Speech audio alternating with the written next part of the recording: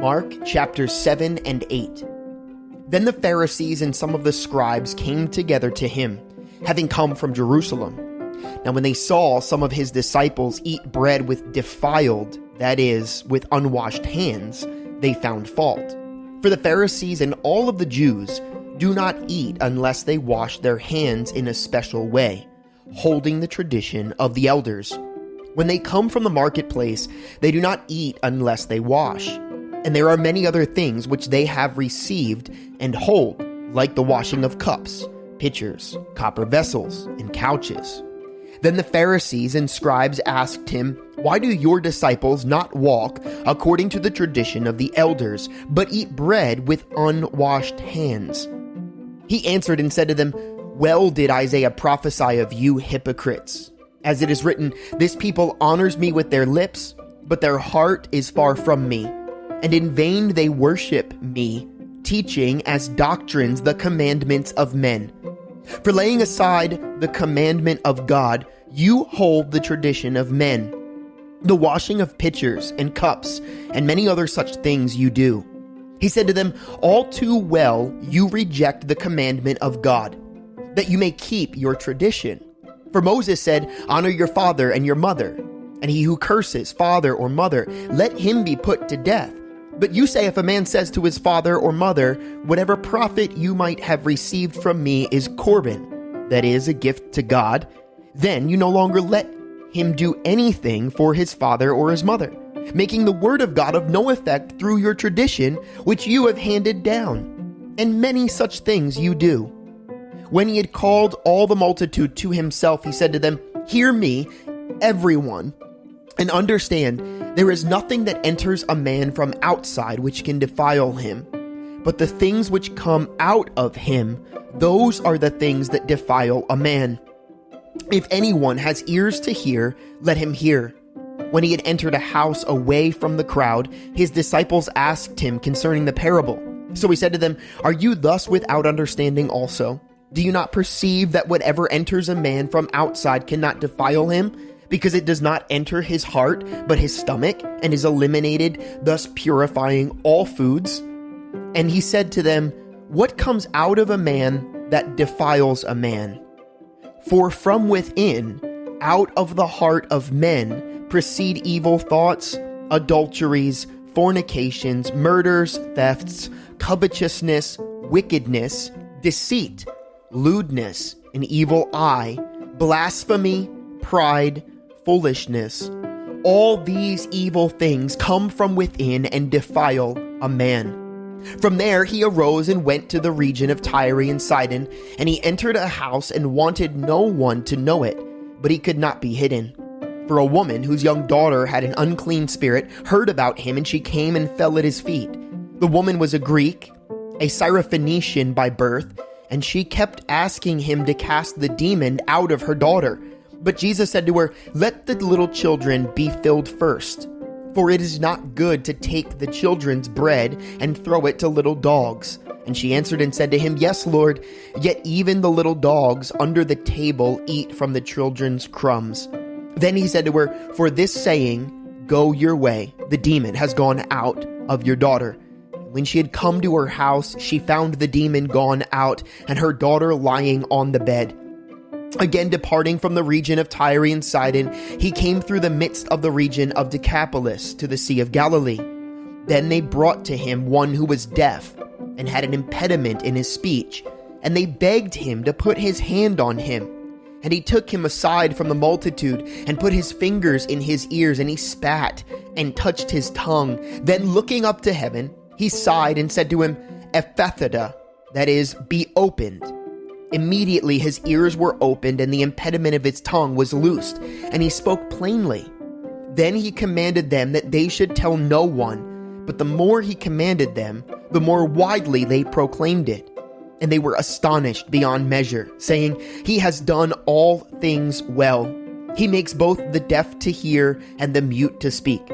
In those days, the multitude being very great and having nothing to eat, Jesus called his disciples to him and said to them, "I have compassion on the multitude, because they have now continued with me 3 days and have nothing to eat. And if I send them away hungry to their own houses, they will faint on the way, for some of them have come from afar." And then his disciples answered him, "How can one satisfy these people with the bread here in the wilderness?" He asked them, "How many loaves do you have?" And they said, 7. So he commanded the multitude to sit down on the ground. And he took the 7 loaves and gave thanks, broke them, and gave them to his disciples to set before them. And they set them before the multitude.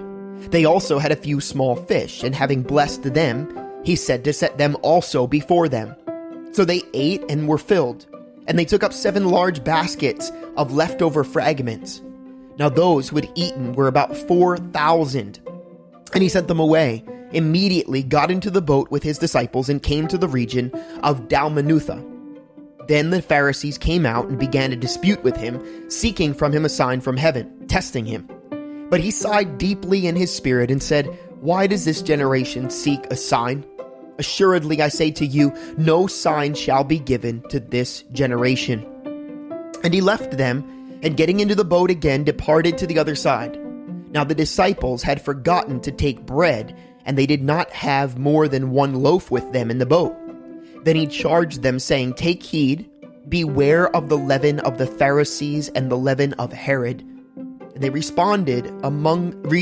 reasoned among themselves, saying, "It is because we have no bread." But Jesus, being aware of it, said to them, "Why do you reason because you have no bread? Do you not yet perceive nor understand? Is your heart still hardened? Having eyes, do you not see? And having ears, do you not hear? And do you not remember? When I broke the 5 loaves for the 5,000, how many baskets full of fragments did you take up?"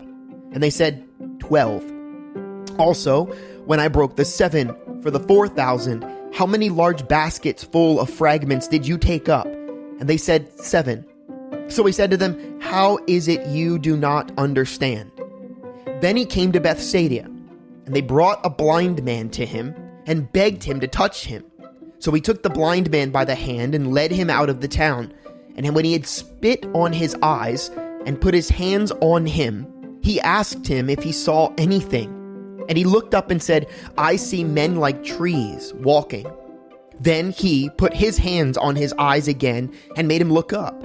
And he was restored and saw everyone clearly. Then he sent him away to his house, saying, "Neither go into the town nor tell anyone in the town." Now Jesus and his disciples went out of the towns of Caesarea Philippi, and on the road he asked his disciples, saying to them, "Who do men say that I am?" So they answered, "John the Baptist, but some say Elisha, and others one of the prophets." He said to them, "But who do you say that I am?" Peter answered and said to him, "You are the Christ."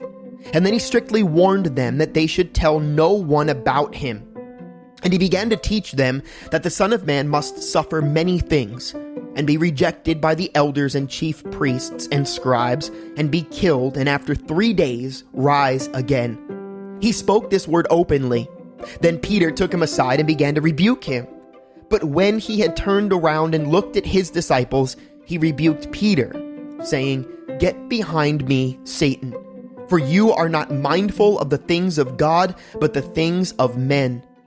When he had called the people to himself with his disciples also, he said to them, "Whoever desires to come after me, let him deny himself and take up his cross and follow me. For whoever desires to save his life will lose it, but whoever loses his life for my sake and the gospel's will save it. For what will it profit a man if he gains the whole world and loses his own soul? Or what will a man give in exchange for his soul? For whoever is ashamed of me and my words in this adulterous and sinful generation, of him the Son of Man will also be ashamed when he comes in the glory of his Father with the holy angels."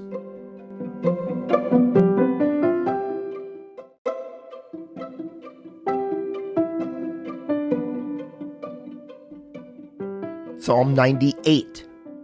Oh, sing to the Lord a new song, for he has done marvelous things. His right hand and his holy arm have gained him the victory. The Lord has made known his salvation. His righteousness he has revealed in the sight of the nations.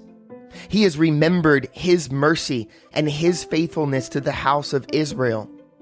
And the ends of the earth have seen the salvation of our God. Shout joyfully to the Lord, all the earth. Break forth in song, rejoice, and sing praises. Sing to the Lord with the harp and the sound of a psalm, with trumpets and the sound of a horn. Shout joyfully before the Lord the King.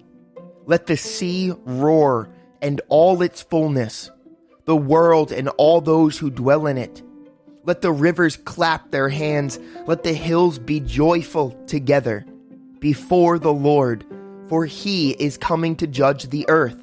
With righteousness he shall judge the world and the peoples with equity.